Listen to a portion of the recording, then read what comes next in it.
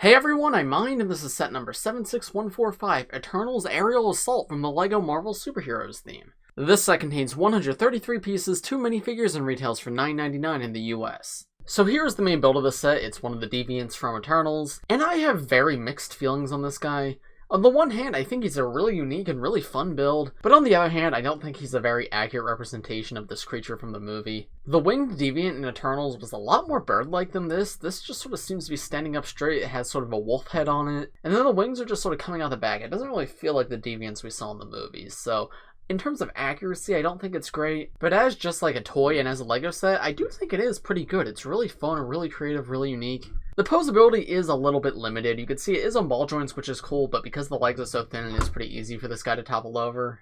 But as long as you're careful with it, you can get the figure into some pretty dynamic poses, which I really appreciate. This build reminds me a lot of the $10 Marvel mechs, though obviously it's not meant to incorporate a figure, so it can be a lot more organic than those can. And I think the overall look is quite good. This is very clearly a Deviant, and the color scheme and the overall design and everything just comes together super nicely. It doesn't feel like a bunch of LEGO pieces slapped together, it does feel like a creature, which is really impressive in such a small scale. The legs of the Deviant are a little bit funny. They use like the false knee thing that a lot of mechs use. And you can also see it has these golden tooth pieces coming out the back, which can hinge back or hinge forward. And then the individual feet are very, very thin, and those are on a ball joint. From the side, the legs don't look great. They feel very flat and blocky. But I think in the context of the full build, they work pretty well. You can also see there's stickers on the fronts of the knees, and the other leg is exactly identical. Moving into the body, you can see there's another stickered part right here, as well as this strange transparent piece coming out the back. So this is the same part that's used for the wings. And this is a really interesting part. I believe this is a new color that was introduced this year in 2021. And in this lighting right now, it looks like a kind of whitish yellow, but that's just because we have yellow light shining through it.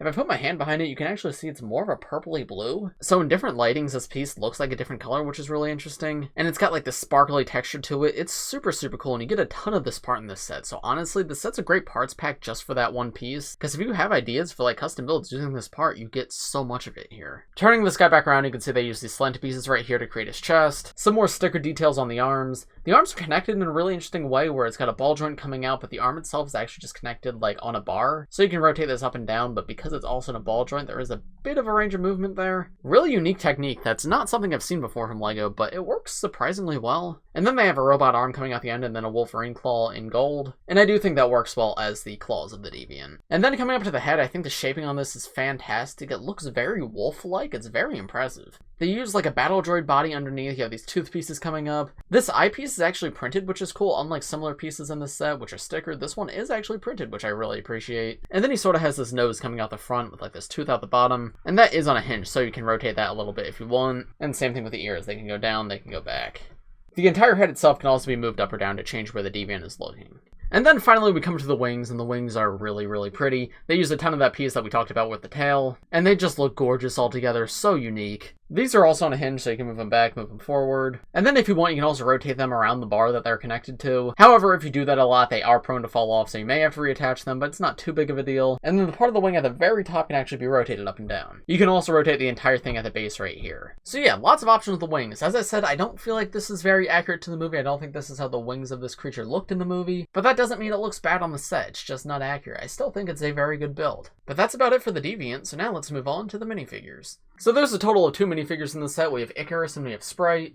Sprite is exclusive to the set, though Icarus comes in 2 other sets, I believe. There's a total of 10 Eternals, you get 2 of them here, and these are both fairly good ones. Icarus's torso and leg design is fantastic, super detailed, very representative of the suits in the movie. His face and hair, though, are very, very disappointing. Like, I don't know who thought they were a good idea, because this is not at all how this character looked. The hair color is completely wrong, the face design is completely wrong, and even weirder, in the same wave, the same face and hair combination was used for Steve Rogers.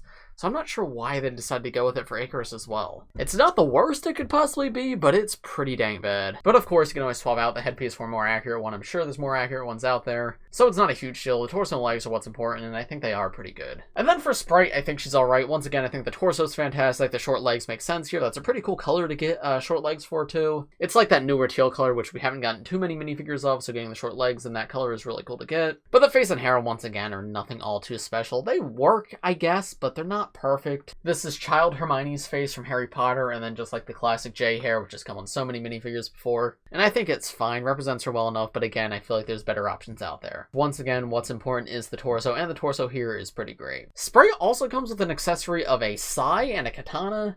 Not sure what that's about. I can think of one scene in the movie that might have been the inspiration for one of those weapons, which I'm not going to say because I don't want to spoil it for people who haven't seen the movie yet. But I'm not sure why we have both here. We also get a total of 2 sais too. So if somebody wants to tell me like why those are here, please do. Or if it's something that LEGO just made up for the set, let me know. Here's how the 2 figures look from the back. You can see Sprite sort of has a robe on and it's like draping down a little bit, while Icarus continues that gold detailing and it looks really fantastic back here. And there's their alternate faces as well, where Icarus has an angry face and Sprite has more of a concerned face. So overall, would I recommend this set? I mean, yeah, sure, why not? It's not the most accurate to the movie, but it is still really fun and it's a great parts pack too. And the minifigures are really great as well. You get 2 of the main characters from Eternals, one of which is exclusive to the set, and as I said, it is only $10. So it's a really easy one just to pick up. So yeah, I would recommend it. It could be better in terms of accuracy, but for what we got, I'm pretty happy with it.